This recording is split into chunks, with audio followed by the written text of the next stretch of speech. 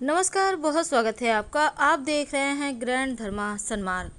फाल्गुन माह के शुक्ल पक्ष की एकादशी को रंग भरी एकादशी कहते हैं। वैसे तो इसे आमल की एकादशी भी कहते हैं। तो रंग भरी एकादशी के दिन भगवान श्री हरि की आराधना तो होती है, साथ ही आंवले की भी पूजा होती है। और धार्मिक मान्यता है कि इसी एकादशी के दिन भगवान शिव माँ पार्वती को पहली बार काशी लेकर आए थे। तो एकादशी के दिन बाबा विश्वनाथ के भक्तों के लिए बहुत महत्वपूर्ण भी माना जाता है। फाल्गुन शुक्ल पक्ष की इस बार एकादशी 25 मार्च को मनाई जाएगी। तो रंग भरी एकादशी 25 मार्च को ही मनाइएगा। कैसे करेंगे पूजा, पहले हम ये जान लें। देखिए, इसके पहले ये जान लें कि सुबह जब आप उठिएगा तो घर के मुख्य दरवाजे पर साफ सफाई करने के बाद एक हल्दी से स्वस्तिक जरूर बनाइएगा। चौखट के आसपास बनाइएगा, दरवाजे के जो एरिया होता है ऊपर में। और इसके साथ ही 1 लोटा पानी में 1 चुटकी हल्दी डालकर घर के मुख्य दरवाजे पर छिड़काव करें। पूरे घर में हल्का सा छिड़क दें और फिर बाकी बचा हुआ पानी किसी पौधे में डाल दें। इससे घर परिवार में पवित्रता और खुशियाँ बरसेगी। चूँकि रंग भरी एकादशी तिथि आरंभ होगी 24 मार्च की सुबह 10:23 से। एकादशी तिथि समाप्त होगी 25 मार्च की सुबह 9:47 पर। और एकादशी व्रत का पारण है 26 मार्च की सुबह 6:18 से 8:21 पर। चूँकि इस दिन भगवान शिव की पूजा करने का विधान है, तो जब आप रंग भरी एकादशी के दिन सुबह सुबह घर को साफ करके स्नान करेंगे, उसके बाद पूजा का संकल्प लें। 1 लोटा जल, थोड़ा सा अबीर, गुलाल, चंदन, बेलपत्र लेकर शिव जी के मंदिर में जाएं। आप चाहें तो घर में भी कर सकते हैं। अब सबसे पहले तो भगवान शिव पर, शिवलिंग पर चंदन लगाइए, फिर बेलपत्र अर्पित करें, फिर जल अर्पित करें। इसके बाद अबीर, गुलाल सब कुछ अर्पित करें, अच्छे से भगवान को सजाइए। अबीर खास तौर पर इस दिन लगाना है। अगर वैवाहिक जीवन में समस्या हो तो लाल अबीर या गुलाबी अबीर चढ़ाएं। प्रेम जीवन के लिए भी गुलाबी अबीर चढ़ाएं। अगर शत्रु विरोधी परेशान करें तब हरे रंग का अबीर अर्पित करें। वैसे सर्वोत्तम होता है बिना कुछ जाने पहचाने, बिना कुछ सोचे आप पीले रंग का अबीर अर्पित कर दें तो जीवन में खुशियाँ आ जाएंगी। अब भोलेनाथ से आप सभी परेशानियों को दूर करने की प्रार्थना करें।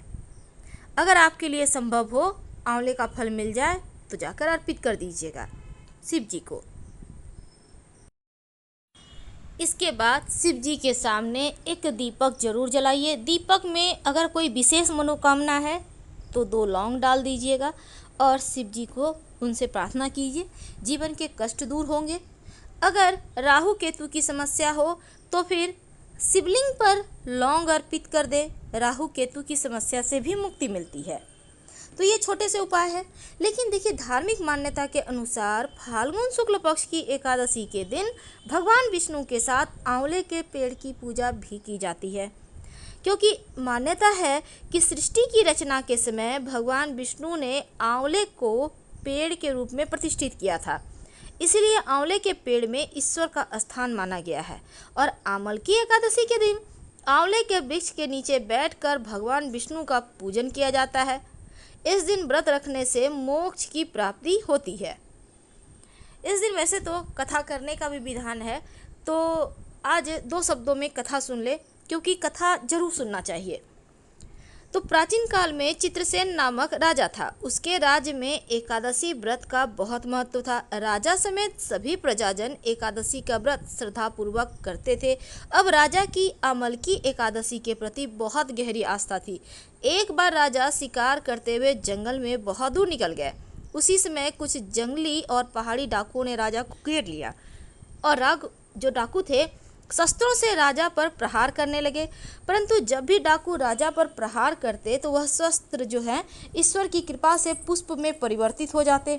अब डाकुओं की संख्या अधिक होने के कारण राजा संज्ञाहीन हो गया और भूमि पर गिर गया। तभी राजा के शरीर से एक दिव्य शक्ति प्रकट हुई और वह दिव्य शक्ति ने समस्त दुष्टों को मार दिया और फिर से राजा के शरीर में अदृश्य हो गई।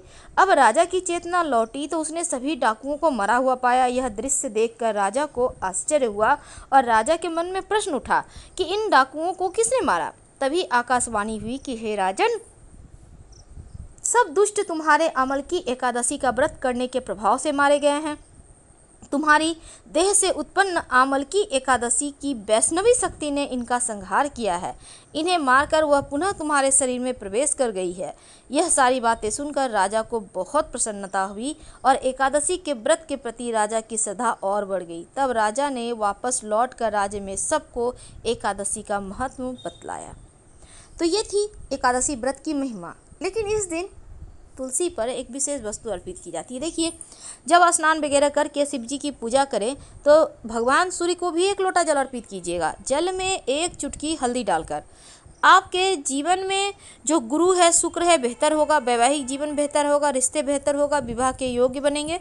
और अगर स्वास्थ्य की पीड़ा है तो जल में रोली डालकर अर्पित करें। अगर पितृदोष हो तो काला तिल डालकर अर्पित करें।